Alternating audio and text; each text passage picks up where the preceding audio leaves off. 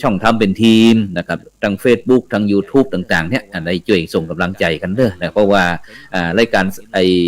เห็นธรรมเห็นเราเห็นธรรมเนี่ยตอนนี้เขากำลังปรับนะครับได้กราบนิมนต์นะครับพระหนุ่มเนนน้อยนะครับคณะครูบาอาจารย์ของเฮานะครับติ่งบอกว่าจะเป็นตั้งเจ้าคณะตำบลนะครับประธานหน่วยอบรมประชาชนประจำตำบลนะครับพระธรรมจาริกนะครับซึ่งเป็นพระรุ่นใหม่นะครับที่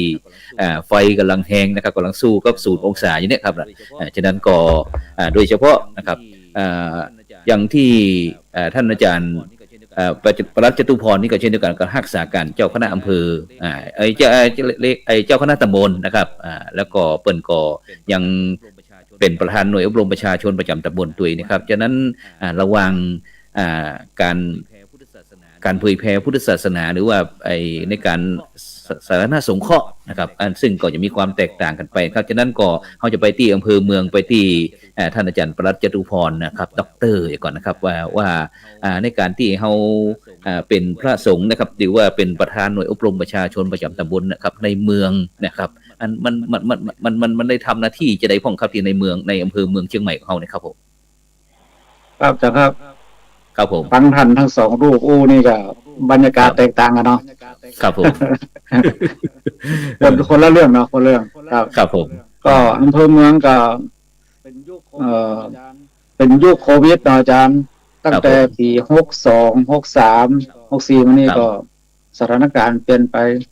โครงการต่างๆก็ปรับนะครับครับโดยเฉพาะปกติอำเภอเมืองนี่จะมีธรรมสัญจรครับผมทุกตำบลนี่จะเกิดขึ้นเนาะครับผมแต่ตอนนี้ก็เงียบอาจารย์ต้องงดธรรมสัญจรปรับรูปแบบใหม่ครับครับหน่วยอบตก็ปรับรูปแบบใหม่ก็เชิงรุกครับก็ผมแก้ข่าวหน่อยจ้ะครับผมเป็นเลขาหน่วยอบรมประชาชนประจำตำบลหนองหอยครับผมครับผมครับผมก็รักษาการเจ้าตำบลตาสลาดอกข้างครับผมก็ปรับรูปแบบจ้ะครับก็คือจากที่เฮาจัดธรรมสัญจรแต่ละตำบลละ3 ครั้ง 4 ครั้งแล้วแต่พอถึงยุคโควิดนี่เฮาก็ต้องปรับแบบเชิงรุกจ้ะครับเช่นว่าอันมอบนโยบายว่าอบตใดก็บัดได้จัดธรรมสัญจรก็สามารถเข้าไปช่วยญาติโยมในหมู่บ้านนั้นในชุมชนนั้นเช่นว่ามีของไปแจกของไปมอบของเกี่ยวกับสิ่งของต่างๆผู้ป่วยติดเตียงผู้ที่เดือดร้อนห้องเกี่ยวกับโควิดก็แจกมาอยู่ตลอดแล้วก็ร่วมแจกกันโดยเฉพาะอำเภอเมืองนี่ก็แจกเยอะนะครับจากที่ผ่านมาครับผมแจกตั้งจ่วยนาการน้ำค่าไฟวัดทุกวัดแล้วก็สนับสนุนเกี่ยวกับ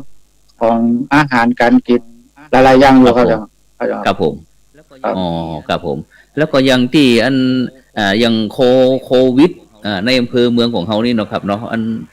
ตั้งประธานหน่วยอบรมประชาชนประจำตำบลหรือว่าเจ้าคณะตำบลต่างๆในพื้นที่อำเภอเมืองเฮานะครับได้มีวิธีการทำงานให้เข้ากับยุคเข้าสมัยกับสิ่งแวดล้อมจะได้ครับที่ในปัจจุบันนะครับที่อยู่ในสถานการณ์ปัจจุบันเนี่ยแต่ละ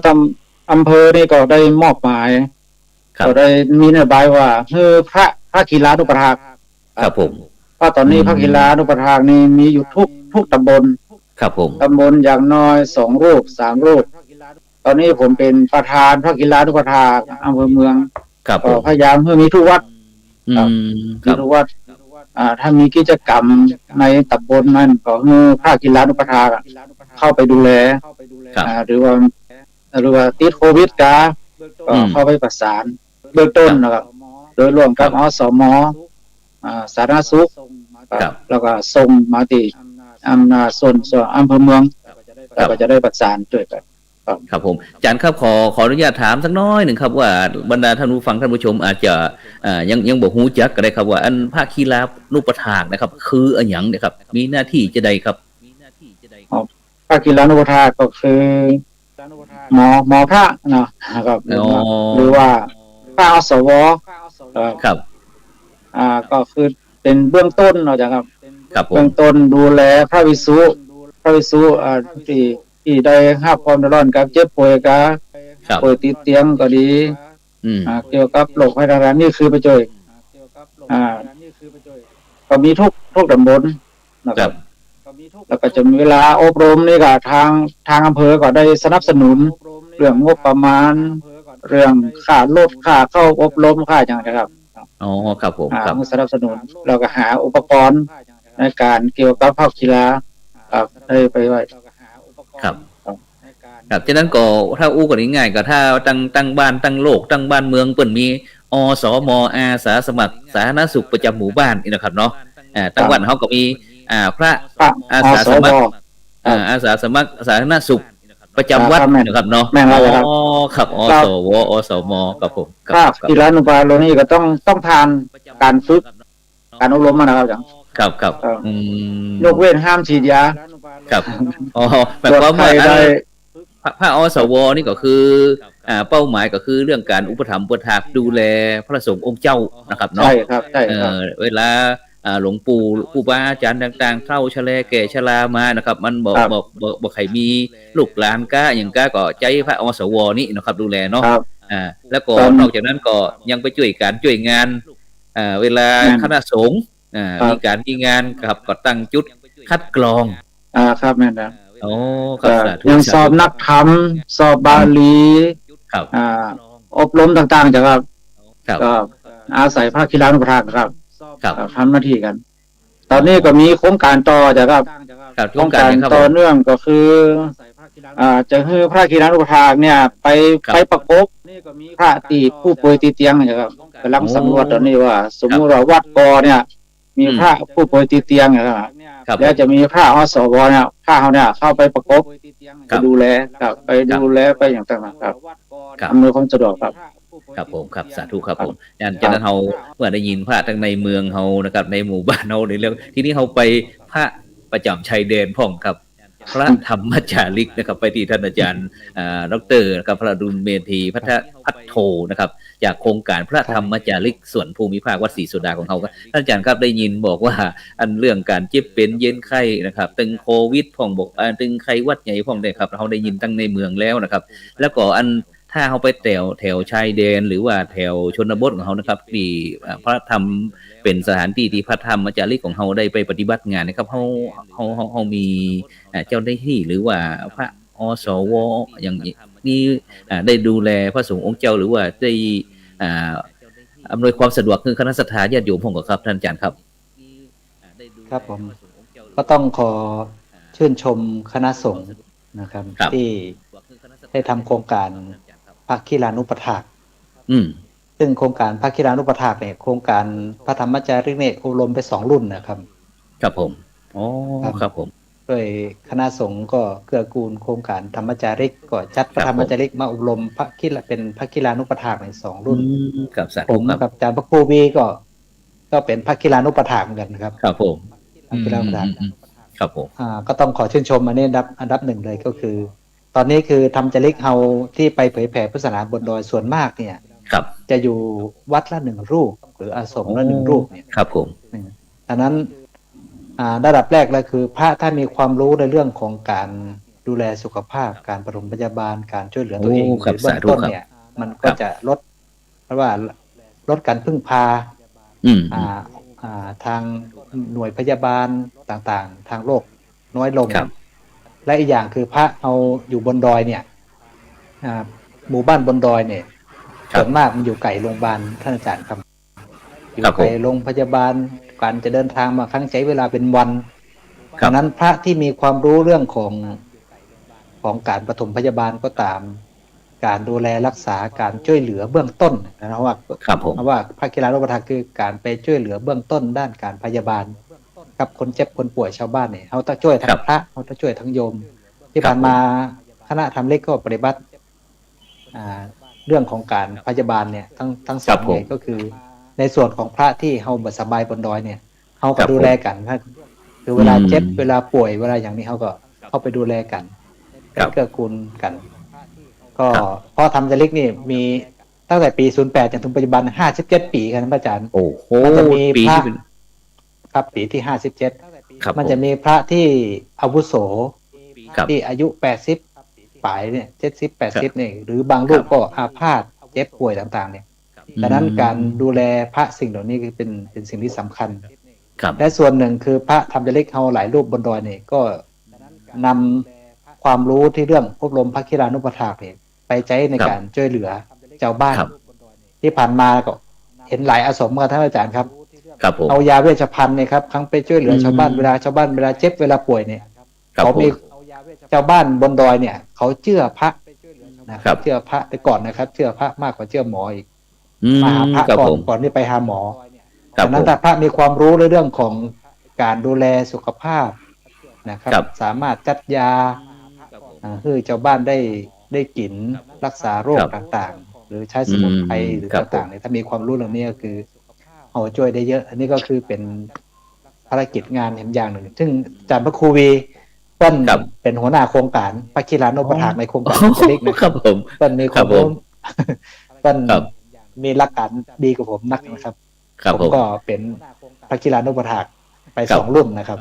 ครับผมต้องพระครูบีครับเรื่องอบรมพระคีรานุปถากแล้วก็โอเคครับเดี๋ยวเขาจะไปที่ท่านอาจารย์พระครูวิทยาศาสตร์ครับเดี๋ยวเขาจะไปถามคุณเดี๋ยวถามอาจารย์ดร.น้อยนึงครับวันนั้นที่งานระหว่างวันที่31มกราจนถึงวันที่อย่างวันที่2เนาะกุมภาพันธ์นะครับเนาะหันว่าอันจัดงานปัญญาสัมมวานถวาย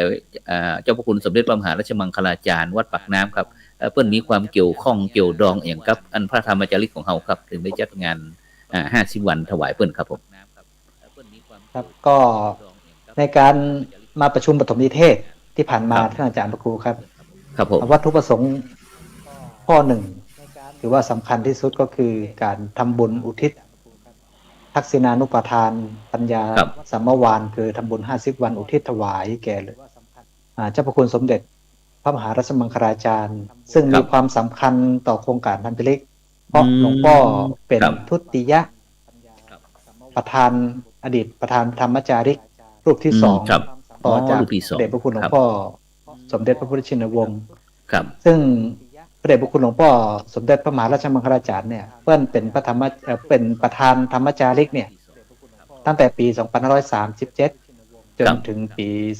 2557 20 ปีครับอาจารย์ครับเพิ่นเป็นประธานธรรมจาริกดูแลงานธรรมจาริกมา20 ปีสมเด็จปู่ครับและที่สำคัญคือพระเดชพระคุณหลวงพ่อสมเด็จเนี่ยเพิ่นเป็นพระธรรมจาริกรุ่นแรกเมื่อปี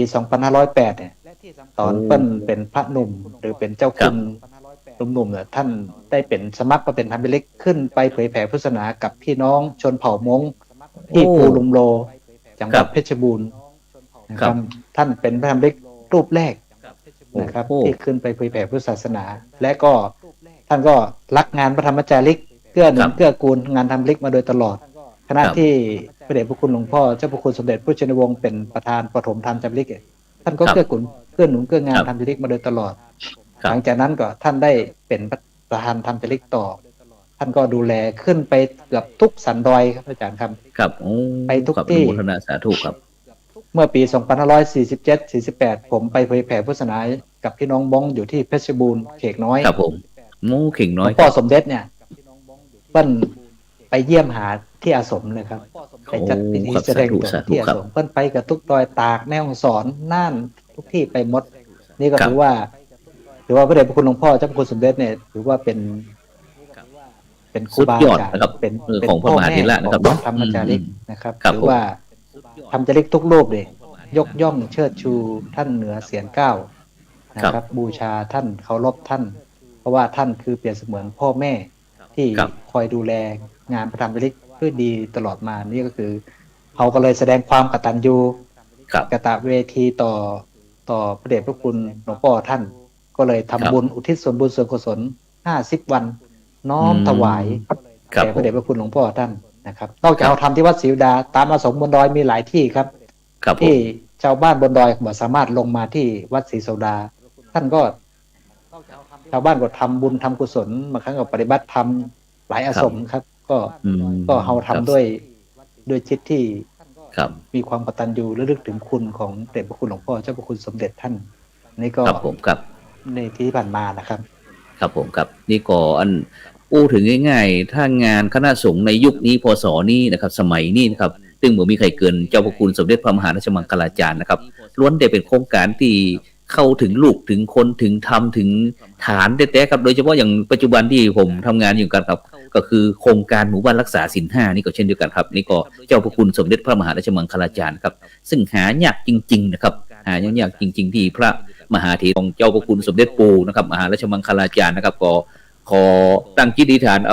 อุทิศถวายให้หลวงปู่นะครับผลงานที่หมู่เฮาทำมานี่ครับเนาะบ่ฮู้จักบ่จักเสียงครับบ่มีเปิ้นครับและที่สำคัญนะท่านอาจารย์พระครูครับครับผมเราจะร่วมกันสืบทอดงานที่เปิ้นคิดงานที่เปิ้นวางไว้แม้แต่ในโครงการทำจริกทุกรูปก็น้อมเอาแนวทางหรือหลักการที่พระเดชพระคุณหลวงพ่อเจ้าพระคุณสมเด็จเพิ่นวางให้กับโครงการทำจริกมาด้วยดีเอามาสืบสานปฏิภาณของครูบาอาจารย์ของต่อไปนี่ครับเป็นสิ่งที่หมู่เฮาจะสืบสานต่อไปนะครับเนาะครับฉะนั้นก็ต้องกราบขอบพระคุณนะครับเจ้าพระคุณสมเด็จนะครับพระมหาราชมังคลาจารย์นะครับซึ่งหลวงปู่ได้ฝากมรดกอันยิ่งใหญ่นะครับคือกับพระสงฆ์ไทยของเฮานะครับที่ได้บำบัดทุกข์นะครับบำรุงสุขนะครับพี่น้องพุทธบริษัทนะครับตึงโลกนะครับบ่ได้เลือกที่ฮักมักดีจังนะครับถือว่าเป็นเปื้อนร่วมโลกทั้งหมดนะครับแล้วก็จากนั้นเฮาก็ต้องแสดงความกตัญญูที่ท่านอาจารย์ดร.อดุลเมธีนะครับโครงการพระธรรมจริกได้กล่าวนะครับจากนั้นหมู่เฮาก็สืบสานปณิธานของหลวงปู่ต่อไปนะครับจากนั้นไปที่ท่านอาจารย์พระครูเดี๋ยวอาจารย์ครับแป๊บเดียวอาจารย์ขอแป๊บนึงต่อยอดเลยอาจารย์ได้ครับเมื่อกี้อู้เรื่องภาคกีฬานุปถากครับผมคณะสงฆ์ของเมืองนี่จะถ้าสมมติว่าภาคกีฬานุปถากเนี่ยหรือว่าพระภิกษุในเขตอำเภอเมืองเชียงใหม่มรณภาพเป็นอาจารย์ครับผมนอกเหนือจากก็ดูเรื่องกับเจ็บไข้ได้ป่วยพระภิกษุสามเณรถ้ากรณีเจ้าวาดมรณภาพนี่ก็จะร่วมกันนำบุญวัดละ 1,000 บาทแล้วไปมอบเงินในคืนสุดท้ายในการปิดศพหรือว่าพระราชทานศพหรือว่าวันประชุมเพลิงยังวัดพระข้าเจ้าพรุ่งนี้นะครับวันนี้จะไปมอบเงินว่าข้าเจ้าก็จะได้ละ100,000 กว่าบาทพรุ่งนี้ไปมอบนะครับแล้วก็ถ้าสมมติว่าสาภิกษุสามเณรสังกัดในเขตหัวเมืองนะก็จะได้รับร่วมทำบุญวัดละ500 บาทก็จะมอบเช่นเดียวกันวันสุดท้ายเหมือนกันแต่ต้องสังกัดนะครับครับต้องสังกัดในอำเภอเมืองอีหนอครับแล้วก็โดยช่อหลวงพ่อเจ้าคณะอำเภอเมืองนะถ้าสมมติว่าพระภิกษุที่บ่ได้สังกัดหรือว่าบ่ได้ย้ายเข้ามาแต่เกิดมรณภาพแต่ก็ไปร่วมทำบุญเป็นกรณีพิเศษครับสาธุครับผมครับครับสาธุครับแล้วก็วันพุธตอนนี้ที่วัดบุพารามโยมแม่ของท่านอาจารย์พระมหาดวงรัตน์ทิตารัตโนนะเจ้าอาวาสวัดบุพารามเพิ่นเสียครับได้ยินว่าตั้งเพจศพเพจบุพารามไว้ที่บุพารามครับจะมีการชาปนกิจในวันที่10นะครับฉะนั้นก็เดี๋ยวผมก็จะแวบเข้าไปอยู่ครับฉะนั้นเอาไปที่ท่านอาจารย์พระครูวิทยาศาสตร์ธรรมลงนะครับเลขานุการเจ้าคณะอำเภอกัลยาณิวัฒนานะครับแห่งหลายตำแหน่งครับเพราะว่าเวลาเขาเหลือน้อยตอนนี้เขาไปที่ท่านอาจารย์เพราะว่าตะกี้ท่านอาจารย์ดร.อรุณเมธีบอกว่าท่านอาจารย์พระครูวีหมายถึงพระครูวิทยาศาสตร์นี่แหละครับทำลงนี่แหละนะครับเป็นเพื่อนสั้นว่าพระครูวีนะครับตามพี่ตามน้องครับว่าเป็นผู้ที่มีชำนาญการเกี่ยวกับเรื่องพระกีฬานุปถากครับช่วยขยายน้อยถึงชำนาญการจะได้ฟังน้อยแล้วก็ลวดไปที่อำเภอกัลยาณิวัฒนาเฮาด้วยครับนิมนต์ครับครับผมต้องขอบคุณท่านครูบาอาจารย์ทั้งหลายครับก็ผมก็ได้มีโอกาสในการที่จะไปแลกเปลี่ยนเรียนรู้กับพระอสวในเมืองเชียงใหม่ของเฮานี่ก็หลายรอบอยู่นะครับก็ได้มีไปสังเกตสังกาแล้วก็การไปสรุปบทเรียนในการขับเคลื่อนงานพระกีฬานุปถากของจังหวัดเชียงใหม่เฮาอยู่ส่วนที่บนดอยนั้นก็ได้มีการอบรมพระกีฬานุปถากเช่นเดียวกันนะครับแล้วก็เวลามีการประชุมหรือมีการอย่างก็ทุกเจ้าบนดอยก็จะลงมาประชุมร่วมนะครับทางคณะสงฆ์วัดศรีโสดาทางคณะสงฆ์จังหวัดเชียงใหม่เฮาอยู่นะครับส่วนที่วัดศรีโสดาของเฮานี้ก็มีกิจกรรมทุกๆกิจกรรม นะครับก็ไปใช้บริการพระกีฬานุปถากของวัดศรีโสดาพระหนุ่มเล็กน้อยของลูกพระหลานของเราเนี่ยช่วยกันคัดกรองผู้ที่เข้าร่วมกิจกรรมเป็นส่วนมากนะครับไปใช้บริการร่วมกับอสมของหมู่บ้านของเรานะครับเนื่องจากบนดอยของเรานี้พระเนนมีจำนวนน้อยเหมือนที่ท่านพระอาจารย์ดร.เพิ่นได้กล่าวนะก็จะดูแลตัวเก่าเป็นหลักไว้ก่อนนะครับก็คือตัวเก่าได้เป็นภาระของเจ้าบ้านหรือเป็นภาระของกัลยาณมิตรก็พยายามดูแลตัวเก่าไปเจ็บไข้ได้ป่วยก็ต้องพยายามนะครับทำให้ตัวเก่านั้นสุขภาพแข็งแรงเข้าไว้นั่นพระอาจารย์ครับครับผมครับแล้วก็ที่อันกัลยาณิวัฒนาหน่วยอบรมประชาชนประจำตำบลของเราได้มีการประยุกต์ใช้ในการทำงานจะได้พ้องครับที่กัลยาณิวัฒนาก็ได้ทำกิจกรรมร่วมกันนะครับในการขับเคลื่อนทางด้าน8ภารกิจของอบตเนาะอบตนะครับก็มีถึงหมดทั้งมวลงานที่ทำได้เห็นเป็นรูปธรรมก็จะเป็นงานสาธารณสงเคราะห์ในพันธุ์ประจักษ์ครับเพราะงานนี้อื่นส่วนมากก็จะเป็นนำมาทำเนาะงานสาธารณสงเคราะห์นี่ก็ได้มีการให้ความดูแลพระภิกษุสามเณรด้วยกันเองแล้วก็ดูแลศรัทธาชาวบ้านโดยเฉพาะหน้าหนาวแยกกันจัดหาเครื่องกันหนาวเครื่องอุปโภคบริโภคต่างๆนี่ก็ได้ร่วมไม้ร่วมมือกันนะครับร่วมไม้ร่วมมือกันแล้วก็ในช่วงที่มีคัตเตอร์เกิดขึ้นในพื้นที่คณะสงฆ์ก็เป็นกำลังในการช่วยกันหาเครื่องตรวจ ATK ก็ดีเครื่องแมสเครื่องเจลอย่างก็ดีท่านพระอาจารย์ครับแล้วก็ตวาในท่านพระอาจารย์ทั้งคณะสงฆ์แล้วก็เป็นกำลังรับในการระดมทุนทอดผ้าป่าทานน้ำใจเพื่อเอาไปเยียวยาคนที่ลำบากจากที่โรงพยาบาลวัดจันทร์เนี่ยเพื่อนจะต้องการทำฝ่ายน้ำแล้วก็ไปทับที่ทำกินของเจ้าบ้านก็ต้องใช้เงินประมาณ 8-9 แสนในการไปถ่ายถอนพื้นที่ให้กับเจ้าของที่นะครับคณะสงฆ์ก็ใช้เวลา2 เดือนในการบอกบุญบอกอย่างต่างๆร่วมกับตั้งหมอตั้งโรงพยาบาลตั้งหน่วยงานในพื้นที่เนี่ยก็ได้เงินมาล้านป่ายท่านพระอาจารย์ครับได้ทอดกระบานี่อันนี้ก็เป็นการขับเคลื่อนงานในพื้นที่อำเภอกัลยาณิวัฒนาของเป็นอำเภอน้อยๆพระอาจารย์เป็นอำเภอล่าสุดของจังหวัดเชียงใหม่มีประชากรอยู่10,000 ปลายก็ได้ครับแล้วก็วันก่อนนี่ข้าทราบข่าวว่าพระเดชคุณหลวงพ่อพระพรหมเสนาบดีเจ้าคณะภาค7ได้ขึ้นไปมอบสิ่งของอุปโภคบริโภคแม่นครับเมื่อวันที่4ที่5ที่ผ่านมานี่นะครับหลวงพ่อพระพรหมเสนาบดีกรรมการมหาเถรสมาคมเจ้าคณะภาค7ของเราในเพิ่นก็เมตตาต่ออำเภอกัลยาณิวัฒนาตั้งแต่ขึ้นไปเป็นการส่วนตัวนะครับขึ้นไปมอบทุนการศึกษาให้กับละอ่อนโรงเรียนวัดจันทร์โรงเรียนมัธยมกัลยาณิวัฒนาแล้วก็มอบผ้าห่มเครื่องกันหนาวเครื่องอุปโภคบริโภคแล้วก็ที่สำคัญก็คือได้ถวายกำลังใจให้กับคณะพระธรรมจาริกของเฮาตัวนะครับแล้วก็ได้ทำบุญอุทิศไปหายังหลวงพ่อวัดตากน้ำตัวที่วัดจันทร์พระอาจารย์ครับผมครับสาธุครับผมซึ่งหลวงพ่อวัดตากน้ำนั่นเป็นบรมครูของเฮาเนาะครับผมครับสาธุครับผมเสียดายเวลาจะหมดครับอาจารย์พระครูครับขอให้เรื่องนาทีท่านพระอาจารย์ช่วงนี้คณะสงฆ์อำเภอกัลยาณิวัฒนาคณะพระธรรมจาริกต่างๆนี่กำลังเข้าปฏิบัติพระอาจารย์วันนี้จนถึงวันที่15 เดือนนี้นะครับที่วัดไหนครับที่วัดห้วยบงครับแต่คืนนี้ปรากฏกันลมพัดอยู่ไว้หลายหลังเลยอาจารย์ลมแรงประตูชาติเนาะห้วยบงจัดประตูชาติโอ้ครับเดี๋ยววันอาทิตย์หน้าเขาจะไปที่ห้วยบงแล้วกันครับตอนนี้เวลาหมดเวลาเหลือเวลาน้อยหนึ่งนิมนต์ท่านอาจารย์นั่นดร.อรุณเมธีนะครับจากธรรมะห่มดอยนะครับได้ให้กำลังใจคณะสัตยาญาติโยมปิดรายการผมด้วยครับนิมนต์ครับครับก็ขอฝากข้อคิดในตอนท้ายสักหน่อยกับศรัทธาญาติโยมทั้งหลายนะครับในยุคของที่โควิดแพร่ระบาดก็ขอให้พี่น้องศรัทธาทั้งหลายอย่าได้ประมาทในชีวิต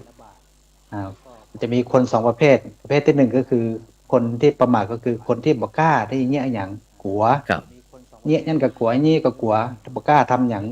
นี่ก็คือประมาทจนบ่สามารถที่จะทำอย่างได้ตัวที่สองคือคนที่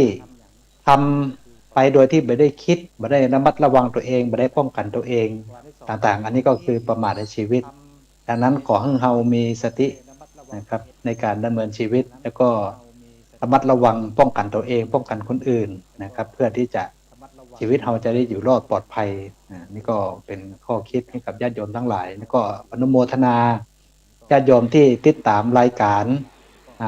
ธรรมะเป็นทีมนะครับในครั้งนี้ก็ขออนุโมทนาบุญกุศลกับทุกคนทุกท่านก็ขอให้มีความสุขความเจริญมั่งมีสีสุขทุกคนทุกท่านเจริญพรครับวันนี้ก็ผมต้องกราบขอบพระคุณนะครับพระมหาเถระครูบาอาจารย์เฮาทั้ง3รูปนะครับแล้วก็บรรดาท่านผู้ฟังท่านผู้ชมที่ติดตามทั้งคืน 104.50 เมกะเฮิรตซ์ทั้งจ้องทำเป็นทีมทั้ง Facebook ทั้ง YouTube นะที่เวลาหมดเวลาจำเป็นที่จะต้องนำรายการเห็นธรรมเห็นธรรมทุกคืนวันอาทิตย์เนอะจากบรรดาท่านผู้ฟังไปก่อนรับฝันดีนะครับมีเงินใจไร้โลคาพยาธินะครับบ่เจ็บบ่จดร่ำรวยทุกผู้ทุกคนสำหรับในค่ำวันนี้ขอกราบเพราะว่า